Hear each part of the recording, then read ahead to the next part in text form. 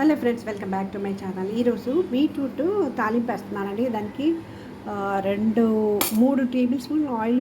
ఇప్పుడు ఆయిల్ వేడెక్కింది, పోపు దినుసులు వేసుకుందామండి. ఒక కారానికి తగినంత ఎండుమిర్చి వేసాను.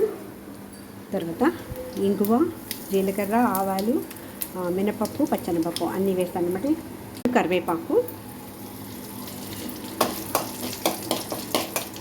వేసుకోవడమే లేట్ అవుతుందండి. బీట్రూట్ ఉడకడం ఒక జస్ట్ 10 మినిట్స్లో అయిపోతుందన్నమాట. 1/2 టీ స్పూన్ పసుపు, తగినంత ఉప్పు అండి. 4-5 స్పూన్లు వాటర్ యాడ్ చేస్తాను. ఇప్పుడు మూత పెట్టేసి మధ్యలో కలబెట్టుకుంటూ చక్కగా ఉడికించుకుందామండి. కొబ్బరి తురిమి పెట్టుకున్నాను, కొంచెం వేసుకోవచ్చు లాస్ట్లో. అయిపోయిందండి. ఇప్పుడు కొబ్బరి వేసేసి 2 నిమిషాలు ఉంచి, ఎక్కువ వేయించక్కర్లేదు. కొబ్బరి వేసాక రెడీ అయిపోయిందండి బీట్రూట్ తాలింపు. మీరు కూడా ఒకసారి ఇలాగా ట్రై చేయండి. Thank you for watching. Please